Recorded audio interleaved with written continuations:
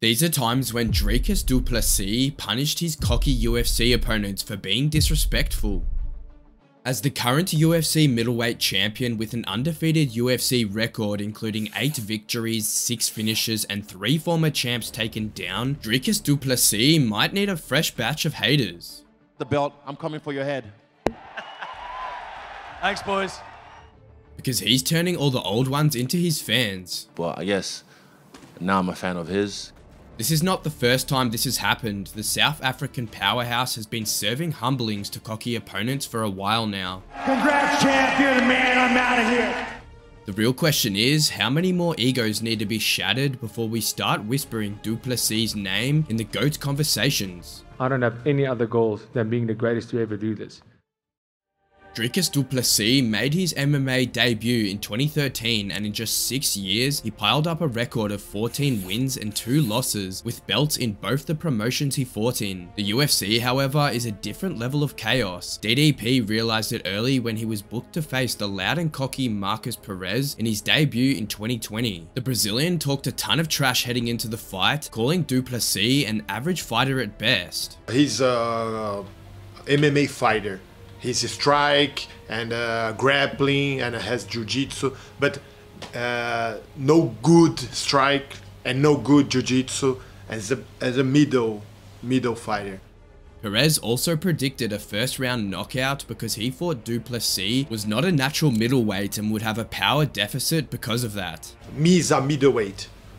This guy is a welterweight and a middleweight, and he's more little, maybe. The punch is more strong.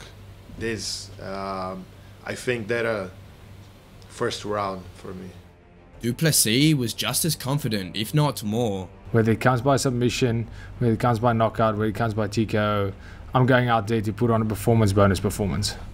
Perez continued to chirp during the face-offs where he donned a Joker mask to signal the chaos that was about to go down. Inside the cage, Du Plessis made Marcus pay for talking too much by landing a crunching left hook on his chin to send him to the Shadow Realm and win by first round TKO. Perez was nowhere to be seen after the fight, but Du Plessis came out and claimed that it was only the beginning of his journey to GOAT status. I said it before, if you don't have a mission to be the greatest of all time, you shouldn't be here, you're going to get hurt. I want to be the greatest to ever do this sport. Du Plessis resumed his journey to the top of the MMA food chain a few months later at UFC 264 when he faced a step up in competition in the form of Trevin Giles, who like Marcus Perez made the mistake of heavily underestimating the South African. I don't think that he's fought anybody accurate like me. I don't think he's fought anybody with the speed I have. And I'm not sure if he can play a chess match with me or not, you know, so I think on the feet, I'll have some really good setups for him, and I don't know, it'll be interesting to see how he reacts.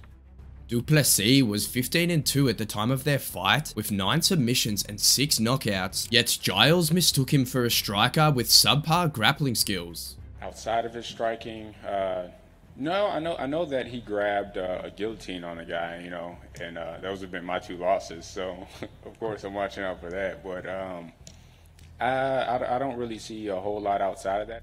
Du Plessis didn't hold back either, warning Giles of dire consequences. 17 fights, 2 losses, all 15 moments coming by a finish, and I don't see that changing this weekend, and I don't see that changing anytime soon. On fight night, Giles looked smooth early as Du Plessis struggled to get going, but once Du Plessis found his rhythm, he landed a massive right hand that flattened Giles early in the second round. After 2 quick finishes, most fighters would be shooting for the stars, but DDP kept his cool and asked for more opponents outside of the top 15, focusing not just on chasing wins, but also gaining more experience inside the cage. I'm on my first contract, so getting that big names on your first contract doesn't really make a lot of sense.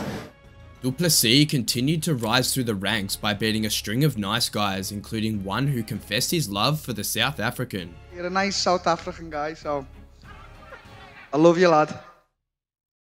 In his next 3 fights after Trevin Giles, Du Plessis faced Brad Tavares, Darren Till, and Derek Brunson, and he beat all 3 after facing some adversity through each fight. After beating Brunson in particular, Du Plessis was 5-0 in the UFC, and he thought it was the perfect time to call out the then champion, Israel Adesanya, a Nigerian-born fighter who spent most of his life in New Zealand. Now, why is that Izzy introduction important? Because according to DDP, Izzy, as well as Kamaru Usman and Francis Ngannou, aren't real African champions. Did those belts ever go to Africa? As far as I know, it came to America and New Zealand.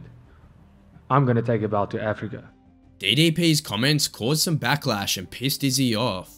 You gotta choose your words wisely, but I don't want to give him no clout. But if he does work, and I pray to God he keeps winning, I will gladly drag his carcass across South Africa. If Du Plessis was using that as a way to talk himself into an instant title shot, then it badly backfired, because right after making those statements, instead of Izzy, he was booked against a scary contender in the form of Robert Whittaker. Heading into the fight, Du Plessis was counted out by everybody but the man who mattered most. He's the guy that if you underestimate, he's going to run over you. Despite the praise, Whittaker still wanted to break and dismantle his opponent. I'm going to try and dismantle him. I'm going to try and create holes and opportunity that I can exploit to take the win. At UFC 290, Du Plessis once again proved that he was unbreakable, because despite facing adversity and struggling early, he came back to score one of the biggest knockout wins of his career to solidify his place as the division's #1 contender. Immediately after the win, Du Plessis and Adesanya had an uncomfortable face-off inside the cage, where Izzy went off on his foe in an N-word heavy rant. This is my African brother right here. Let's go. What's up, bitch? Let's go. Yeah, yeah, my African brother. Yeah, my African brother. I'm African, but I ain't no brother of yours, son. The UFC wanted the two to square off at UFC 293 just 3 months after DDP's win against Whittaker, but the South African declined, citing an injury. The UFC then shifted their attention to Sean Strickland, who accepted the fight and then battered Adesanya for 5 rounds to win the belt in one of the biggest upsets in UFC history. Just 4 months later, Du Plessis was booked against the newly crowned champ, and things were about to get pretty dark and personal.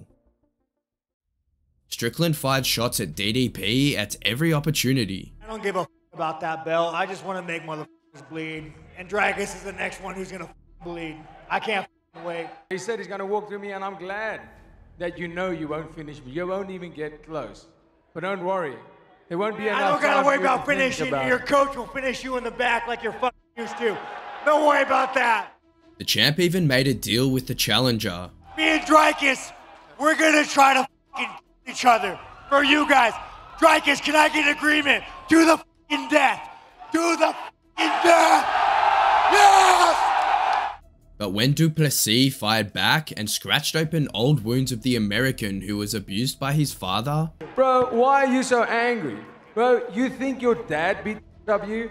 Your dad doesn't have shit on me. I'm gonna show you what it's like to beat you. I mean, every childhood memory you have is gonna come back.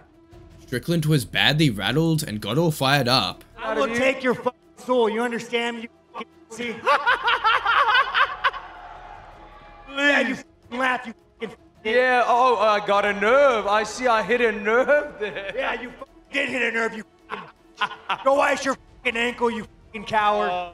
The fight between the two took place at UFC 297, where both men battled in a 5-round war, with Du Plessis winning by a razor-close decision and fulfilling his lifelong dream of being a UFC champion. It felt like 15 years of work, of dreaming, of sacrificing, of everything came together in one single sentence.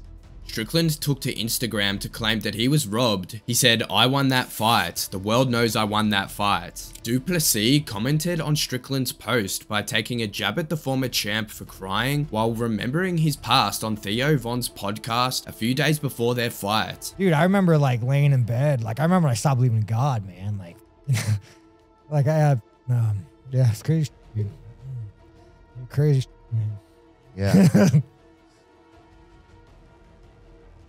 Yeah, I'm sorry, bud. So, man. I'm I'm sorry, buddy. That's all good, dude. Du Plessis said, "Why don't you cry about it again?" Almost 6 months after winning the belt, Israel Adesanya announced his return after a lengthy break and was booked to challenge Du Plessis at UFC 305, where once again, things were about to get personal.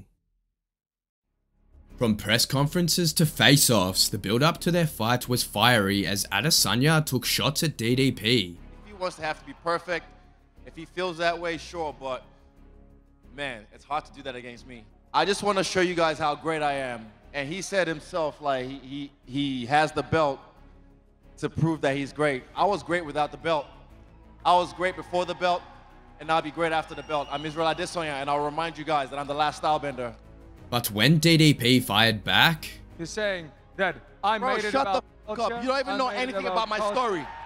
You have no idea who the fuck I am. I don't care about your story.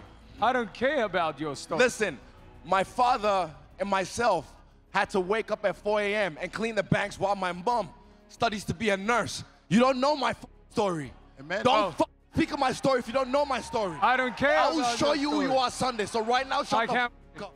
he made Adesanya overcome with emotions. I do this for my family. I do this for the people I love, and I'll fight for you forever. I swear to God. Watch this. Look, I'm a human being. I am a man. I can cry and whoop people at the same time. I feel the love from the crowd. First time I fought here, 2-2-1. That was February 2018. That was me making my dream come true. Sunday, I'm gonna kill your dreams, bitch. I wanna kill your dreams.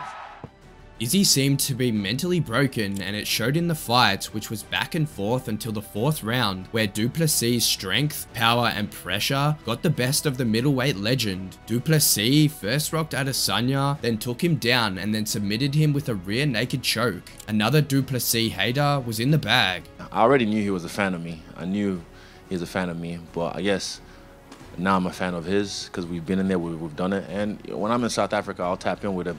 But I said, look, we can hang out, but just so you know, when we have to fight again, I'm going to kill you. Despite their heated rivalry, Du Plessis also showered praise on Adesanya for being a legend and a tough competitor. I landed quite a lot of big shots. The man can take a punch, but you can only take that many. You know, he kicks like an abs. Jeez, the man kicks hard. With Adesanya out of the rearview mirror, Sean Strickland immediately made his call-out, saying, "Time for war, Dutchman." DDP responded by throwing shade at his former opponent. I don't know. I mean, does he want to cry again? According to Dana White, Sean Strickland is the next in line to fight for the middleweight title, but a lot can change in October when Robert Whittaker and Khamzat Chimaev go head-to-head in a potential title eliminator. Who can beat Dricus Du Plessis? For now, Stillknock still looks unstoppable. If you enjoyed the video, check out times when cocky UFC fighters got destroyed and humbled by their opponents.